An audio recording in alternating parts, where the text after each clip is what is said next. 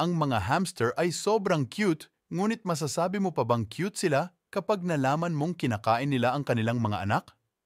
Kinakain ng mga hamster ang kanilang mga pups kapag sila ay nai-stress o kaya'y mahina ang mga ito.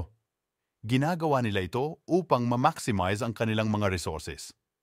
Hindi nila pag-aaksayahan ng kanilang lakas ang mga anak na malnourished o mahina. Para sa kanila, mas mabuti nang kainin nila ito upang madagdagan ang kanilang nutrisyon. Maari ding kainin ng mommy hamster ang kanyang mga anak kapag nakakaramdam siya ng panganib. Para sa kanya, mas mabuting siya na ang kumain kaysa kainin at pakinabangan pa ng iba ang kanyang mga anak. Maaari ding kainin ng mommy hamster ang kanyang mga anak kapag nagkakaroon ng kakulangan sa pagkain.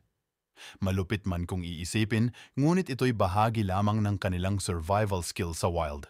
Sa paraan na ito, mas mataas ang survival rate ng kanyang mga baby.